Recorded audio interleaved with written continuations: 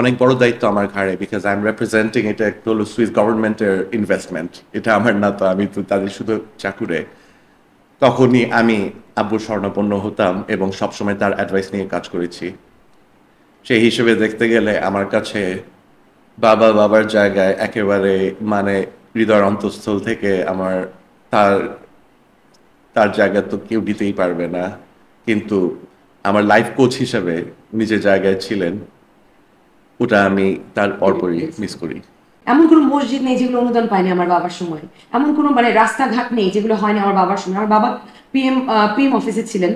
ওখানে তখনকার যখন লাস্ট বিএনপি সরকারে যেসব উন্নয়ন হয়েছে, যেগুলো প্রস্তাবিত তৎকালীন এমপি যিনি জামাতের এমপি ছিলেন, এগুলো আমার বাবা এবং তিনি তারা ঐক্যমত্যের ভিত্তিতে করেছে। আমার বাবা বলতেন যে উনি যেন এটা প্রস্তাবিত করেন সংসদে, এবং আমার বাবা সেগুলো বাস্তবায়ন করে দিতেন নিমেষে। এত ফাস্ট কোনো কাজ বাংলাদেশে হয়নি যেগুলো আমার মানে তখনকার দিনে যে উন্নয়নগুলো।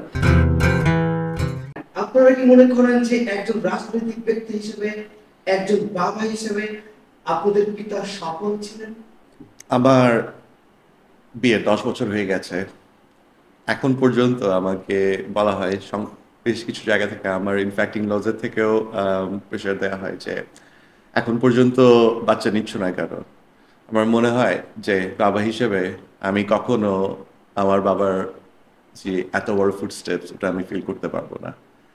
সে যতখানি ছিল না বাবা, এবং যতখানি ইমোশনাল সাইডে তাকে দেখেছি প্রেজেন্ট আমার লাইফে। কদিন আগে তার এতিমখানাতে গিয়ে এটাও বলে এসেছি যে ওখানে 60 জন বাচ্চা কাচ্চারা থাকে, ওখানে এতিমরা থাকে, যে ছিল যে আচ্ছা, কিন্তু বলতাম যে তারাই আব্বুর কাছে সবার আগে আসে, আমি আসি তারপর। এরকম ছোটখাটো অভিমান করতাম ছোটবেলায়। তো তারপর দেখেছি আমার লাইফে যে মানে যখন একদম মানে ইম্যাচিওর মানুষ হিসেবে আমি যখন কোনো ডিসিশন নিতে আমার যখন ভুল হতো অথবা স্ট্রাগল করতাম, and when I needed his help to reach such decisions, সব সময় সবচাইতে ভালো ডিসিশনস এবং সব সময় একেবারে সময় উপযোগী ডিসিশনসগুলো আমাকে দিয়েছিলেন। তার পরামর্শের কারণেই আমার লাইফে আমি যেসব আমার 20 বছরের ক্যারিয়ারে আমার মাত্র 2বার আমি আমার কোম্পানি চেঞ্জ করেছি, এবং তাও করেছি তার অ্যাডভাইসে। ইনফ্যাক্ট লাস্ট ডিসিশন ইংল্যান্ড ছেড়ে সুইজারল্যান্ড মুভ করে যাওয়া, দ্যাট ওয়াজ ডিফিকাল্ট। 17 ইয়ার্স আমি ছিলাম ইংল্যান্ডে, কিন্তু সেটাও কিন্তু আব্বুর নেওয়া ডিসিশন।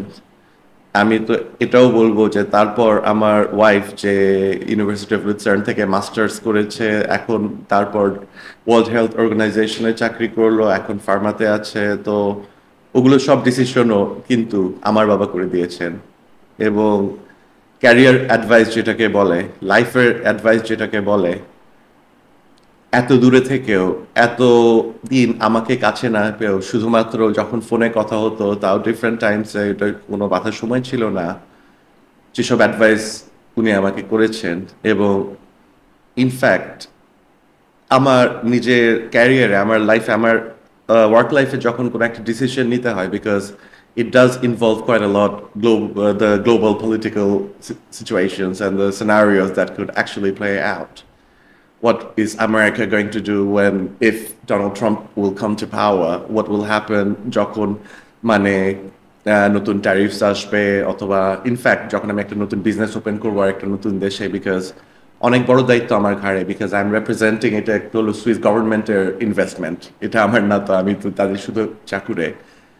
তখনই আমি আব্বুর শরণাপন্ন হতাম এবং সবসময় তার অ্যাডভাইস নিয়ে কাজ করেছি। সেই হিসেবে দেখতে গেলে আমার কাছে বাবার জায়গায় একেবারে মানে হৃদয়ের অন্তঃস্থল থেকে আমার তার তার জায়গা তো কেউ দিতেই পারবে না। কিন্তু আমার লাইফ কোচ হিসেবে নিজের জায়গায় ছিলেন, ওটা আমি তার পরপরই মিস করি। স্যারের রাজনৈতিক সফলতা, যেটা বললাম যে রাজনৈতিক সফলতা আপনি দেখতেই পাচ্ছেন যে একটা মানুষ আত্মগোপনে থাকতে বাধ্য হয়েছিলেন দলের স্বার্থে, দেশের স্বার্থে। কিন্তু সেই অবস্থাতেও যখনই মানে তার ছেলে বা মেয়ের লাইফে একটা একটা টার্নিং পয়েন্ট, একটা মানে তখন অ্যাডভাইস দেওয়ার জন্য হি ওয়াজ স্টিল দেয়ার। এবং এটা এটা অকল্পনীয়। যে কাজগুলো বা যে অবস্থা, যে মানে আমার বাবা সব হারিয়েছেন, তার এমন কোনো কিছু নেই যেগুলোর মধ্যে আঘাত আনেনি মানে স্বৈরাচার সরকার। তার যত আয় ছিল জীবনের বা তার যত মানে তার যে রেপুটেশন ছিল সেটা ধ্বংস করার জন্য তারা প্ল্যান করে করে তাকে তাকে তার তার ক্যারেক্টার অ্যাসাসিনেশন, মিডিয়া অপপ্রচারের মাধ্যমে, তারপরে তার তার সয় সম্পত্তি দুর্নীতি নিয়ে মিথ্যা অপপ্রচার, এগুলো সব কিছু তারা করেছে। ছোট একটা কথা বলি, একটা পত্রিকাতে রিপোর্ট এসেছে বনের পশু পাখিও কি নিস্তার পায়নি হারিস চৌধুরীর দুর্নীতি থেকে। তো আমি আমি আসার পর আমার বাবা গুছিয়ে রেখে যাওয়া ফাইলগুলোর মধ্যে পেলাম যে পারমিশনটা আব্বু হরিণ পালতেন শখ করে, বা এটা তো আমরা ছোটকাল থেকে আমাদের পরিবারটা আসলে একটা ঐতিহ্যবাহী জমিদার পরিবার এলাকার, আমাদের হাতি ছিল, আমাদের হরিণ ছিল, ওখানকার এলাকার মানুষগুলো এগুলো শুনলে অবাকই হয় যে এটা একটা বিগ ডিল নাকি, মানে ওখানে এটা একদম বর্ডার এরিয়া আপনাদেরকে বলি, যেটা বৃহত্তর জৈন্তার রাজ্যের অন্তর্গত এবং আমরা অরিজিনাল সিলেটের। তো ওখানকার এগুলো খুব স্বাভাবিক ছিল আমাদের জন্য। তো আব্বু ওইরকম পাখি তারপরে হরিণ টরিণ খুব পছন্দ করতেন, সেইভাবেই বাসায় রেখেছিলেন, পারমিশন নিয়ে রেখেছিলেন। আমার কাছে পারমিশনের কাগজ আছে, এটা কোনো বেআইনি কাজ না। আর এই ধরনের এই যে প্রেজেন্ট করাটা, এটা অমার্জনীয় আর কি, দায়িত্বহীনতার আর কি চূড়ান্ত। তো সেই জিনিসগুলো মধ্যে দিয়ে তাকে যেতে হয়েছে, কিন্তু সেগুলো যাতে আমি মোকাবেলা করতে পারি, কাগজগুলো গুছিয়ে রাখা, আমাকে বলে দিয়ে যাওয়া যে বাবা এটা এরকম, বাবা ওরকম, বাবাকে ভুল বুঝো না। বাবা কিন্তু কোনোদিন ভুল কাজ করিনি, বাবা কখনো এগুলো করিনি। He felt the need to tell us from time to time. তো আমরা বলতাম যে আমার আব্বু আমাদের এগুলো কেন বলছো, আমরা জানি, মানে আমাদের আত্মবিশ্বাসের কোনো কমতি ছিল না, কখনোই নাই। কারণ হচ্ছে এটা আব্বু, মানে আমাদের মতো লাকি কয়টা বাচ্চা, হ্যাঁ, মানে আমাদের জন্য সবকিছু রেডি করে দিয়ে গেছেন বলতে গেলে। এখন হচ্ছে যে এখন ওটাকে আমরা কিভাবে কাজে লাগাতে পারি বাকি জীবনটা, সেরকম 15টা বছর মানে লাস্টের দিকে যেরকম আস্তে আস্তে ফোনের যখন আমাদের কানেকশনগুলো এস্টাবলিশড হয়, তখন ও যেরকম বললো সেরকম আমার সাথে যোগাযোগ ছিল। রাজনৈতিক প্রেক্ষাপট নিয়ে তখন আমার তার সাথে আলাপ হতো। 18 ইলেকশনের সময় উনি বলেছিলেন যে বাবা এখনো অনেক পোলারাইজেশন বাকি। তো এইরকম ব্যাপারগুলো বলে দেয় যে উনি কিভাবে চিন্তা করতেন। উনি একটা পিলার ছিলেন ওনার তার দলের, নীতি নির্ধারকদের মধ্যে একজন ছিলেন, একজন থিঙ্কার ছিলেন, একজন ইন্টেলেকচুয়াল ছিলেন, আনলাইক তার সমসাময়িক যে বাকি মানে পলিটিশিয়ানদের মধ্যে অন্যতম একজন ছিলেন, আনলাইক মেনি অফ দেম। এরকম পিএম অফিসের দায়িত্ব পালন করতেন। একবার এক্সিকিউটিভ অর্ডারে তার কিছুদিন দেশটাকে পরিচালনা করতে হয় যখন তার নেত্রী দেশের বাইরে ছিলেন চিকিৎসার জন্য আমেরিকাতে। সো উনার এবং অনেকটাই উনি আসলে কি ছিলেন সেটা ঢাকা পড়ে যায় গত 15 বছর প্রোপাগান্ডাতে। কিন্তু ওই সময় যারা তাকে চিনতেন তারা তাকে যথেষ্ট সম্মানের সাথে দেখেন, এবং সেই রকম যারা প্রশাসনে আছেন তাদের কাছ থেকে অনেক সহযোগিতা পেয়ে আমি এই পর্যন্ত এসেছি। তো আমি তো বলতেই হবে যে আমার বাবা একজন সাকসেসফুল রাজনীতিবিদ ছিলেন। আপনাদের বাবা বিএনপির রাজনীতির সঙ্গে যুক্ত ছিলেন, অনেক ত্যাগী নেতা ছিলেন, সেটা বাংলাদেশের মানুষ জানে। দলের কাছে আপনাদের প্রত্যাশা? দলের কাছে দলের কেউ না হিসেবে আমার যে প্রত্যাশা, যেটা সাধারণ জনগণের প্রত্যাশা, সেটা হচ্ছে দায়িত্বশীল রাজনীতি করা।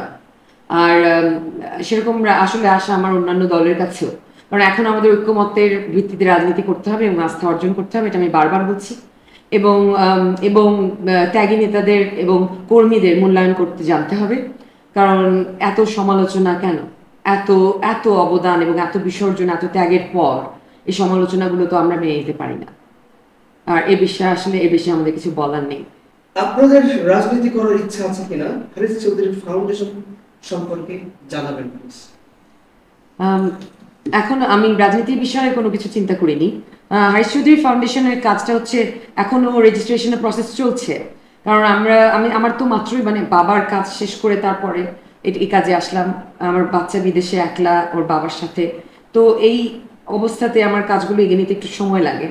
আর আমাদের যেহেতু রাজনৈতিক প্রতিহিংসা খুব বেশি, অন্তর্দলীয় কোন্দল অনেক বেশি, সেগুলোতে আমাদের একটু এগোতে সমস্যা হয়। অনেকে মনে করে এলাকাতে আমি যদি গিয়ে এগুলো মানে জনসেবামূলক কাজ করি, আমি হয়তো বা তাদের রাজনৈতিক প্রতিদ্বন্দ্বিতে পরিণত হব, যে কারণে আমাকে অনেক বাধার মানে সম্মুখীন হতে হচ্ছে।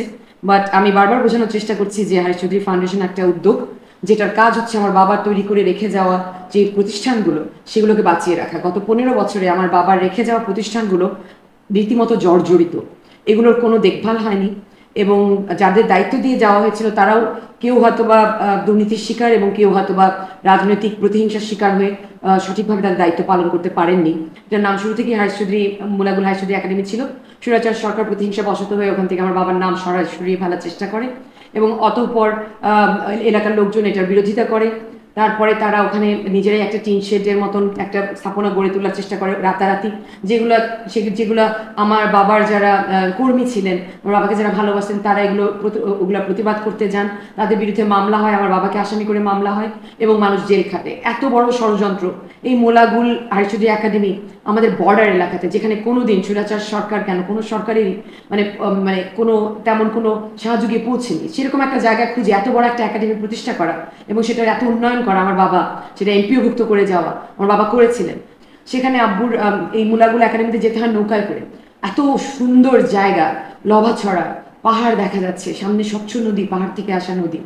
তো সেইখানে এত সুন্দর জায়গায় স্কুলটা, যেটা ওভারলুকিং দ্য রিভার এবং তারপরে পাহাড়, মানে এটা একটা পর্যটন কেন্দ্রও হতে পারে ওখানে আর কি। যেটা হচ্ছে যে আমি ডিসি সাহেবের সাথে কথা বলেছি এবং আবারও আপনাদের মাধ্যমে আমার একটা রিকোয়েস্ট এবং সংশ্লিষ্ট মন্ত্রণালয়ের কাছেও যে আমার বাবার নামটা যেন ফিরিয়ে দেওয়া হয় খুব তাড়াতাড়ি। এটা যেন আবার মুলাগুল হায়ার চৌধুরী একাডেমি হিসেবে প্রতিষ্ঠিত হয়, যে কাগজে কলমে, কারণ এলাকার মানুষজন তো আর ওটার নাম আর দেরি করেনি, তারা এতই ভালোবাসতো আব্বুকে যে ওখানে তার নাম ভালো একেবারে ওই আব্বুর নামেই আছে। যেটা দেখে আসলাম, আমাদেরকে খুব জাঁকজমকপূর্ণ সম্বর্ধনা জানানো হয়। তো এই হচ্ছে ব্যাপার, প্রতিষ্ঠানগুলো ভেঙে পড়ছে। আব্বুর তৈরি প্রতিষ্ঠান হচ্ছে স্কুল, সুরতেন্নেসা মেমোরিয়াল আমার দাদুর নামে, সুরতেন্নেসা মহিলা মাদ্রাসা আমার দাদুর নামে, আমার বাবার তৈরি করা শফিকুল হক চৌধুরী এতিমখানা সেটা আমার দাদার নামে, এবং আমার বাবার মুলাগুল হাই স্কুল, যেটা এরকম আরো মুলাগুল মুলাগুল টেকনিক্যাল স্কুল, একটা টেকনিক্যাল স্কুল ওরকম একটা জায়গায়, একটা বর্ডার এরিয়াতে কানাইঘাটে চতুলে, যেটা আমি আবারও মানে গিয়ে পরিদর্শন করে এসেছি। এত কিছু, এবং মানে এমন কোনো মসজিদ নেই যেগুলো অনুদান পায়নি আমার বাবার সময়, এমন কোনো রাস্তাঘাট নেই যেগুলো হয়নি আমার বাবার সময়। আমার বাবা পিএম অফিসে ছিলেন, তখনকার যখন লাস্ট বিএনপি সরকারে যেসব উন্নয়ন হয়েছে, যেগুলো প্রস্তাবিত তৎকালীন এমপি যিনি জামাতের এমপি ছিলেন, এগুলো আমার বাবা এবং তারা ঐক্যমত্যের ভিত্তিতে করেছে। আমার বাবা বলতেন যে উনি যেন এটা প্রস্তাবিত করেন সংসদে এবং আমার বাবা সেগুলো বাস্তবায়ন করে দিতেন নিমেষে। এত ফাস্ট কোনো কাজ বাংলাদেশে হয়নি যেগুলো আমার তখনকার দিনে যে উন্নয়নগুলো, যে বাজার আমরা ঘুরে এসেছি, সেখানকার যেদিকে তাকাই ডাক বাংলো, প্রশাসনিক সরকারি ডাক বাংলো, তারপর হচ্ছে সবজি মন্ডি, 3তলা ভবন, 2তলা ভবন, বর্ডার এরিয়াতে আপনারা দেখলে অবাক হয়ে যাবেন। এত আয়োজন এবং এত সুন্দর অবদান আমার বাবার, এত কিছু করে গিয়েছেন। তারপর হচ্ছে সুপেয় পানির ব্যবস্থা, তারপরে সেগুলো গত 15 বছরে জর্জরিত। রাস্তার অবস্থা এত খারাপ, কিচ্ছু কোনো কাজ হয়নি। এমন হয়েছে যে টেন্ডার হয়েছে, বিল হয়ে গেছে, কাজ কিছুই হয়নি। এক দুর্নীতির চরম, এবং প্রতিষ্ঠানগুলো কমিটির পর কমিটি হয়েছে, কোনো কার্যকরী কোনো কাজ হয়নি। কোনো বিল্ডিংগুলো রং করা দরকার, ফ্লোর এবং প্লাস্টার খসে পড়ছে, কোনো কাজ হয়নি। আমরা পারিবারিকভাবে এতিমখানাতে দান করে গেছি, সেটা পর্যন্ত আমাদের ওখানে ঠিকমতো ইউটিলাইজড হয়নি। এগুলো আমি দেখছি এবং এগুলোই কাজ হায়ার চৌধুরী ফাউন্ডেশনের দেখভাল করা, রক্ষা করা। এখানে কোনো রাজনীতি নেই। এটা হচ্ছে যে আমরা একদমই, আমাদের কিচ্ছু আসে যায় না কে কি রাজনীতি করছে, কারণ আব্বু বারবার বলতেন আসুন না এই কানাইঘাট জকিগঞ্জে একটু উন্নয়নের চেষ্টা করি, দল মত নির্বিশেষে। সেই চেষ্টাটাই শুধু যে এই প্রতিষ্ঠানগুলোকে বাঁচিয়ে রাখি দলমত নির্বিশেষে, এখানে রাজনীতি নেই এবং এটার ভিতরে কোনো রাজনীতির কোনো প্রশ্রয় না দেওয়ার চেষ্টা থাকবে হায়ার চৌধুরী ফাউন্ডেশনের। এবং যারা রাজনীতি করেন তারা যেন এই প্রতিষ্ঠানগুলো থেকে বাইরে রাখেন রাজনীতি, যাতে কোনো সরকার পরিবর্তন হলে প্রতিষ্ঠানগুলো আবার যেন আক্রান্ত না হয়। কারণ আমার বাবা যখন মুলাগুল একাডেমির নাম পরিবর্তন হয়, আমার বাবার সাথে যখন যোগাযোগ করা হয়, উনি বলেন প্রতিষ্ঠানটা বেঁচে থাক, আমি আমার নামের তোয়াক্কা করি না। নামগুলো তো ওনার চেষ্টায় হয়নি, এগুলো মানুষের প্রস্তাবনা হয়েছে, কারণ আমার বাবা এসব পছন্দ করতেন না যে নিজের নামে প্রতিষ্ঠান করবেন, অ্যাজ লং এজ মানুষ এটা থেকে উপকার পায়। তো এগুলোকে আসলে দলীয় কোন্দল কিংবা অন্তর্দলীয় কোন্দল এবং রাজনীতি থেকে দূরে রাখার চেষ্টা এবং লড়াই শেষ পর্যন্ত করে যাওয়ার ইচ্ছা ফাউন্ডেশনের মাধ্যমে। আপনাদের দুইজনকে অসংখ্য ধন্যবাদ। আপনাকে ধন্যবাদ এবং সবাইকে ঈদের শুভেচ্ছা। হায়ার চৌধুরী ফাউন্ডেশনের পক্ষ থেকে ঈদের শুভেচ্ছা। আমরা দুজন একসাথে বলি ঈদ মোবারক।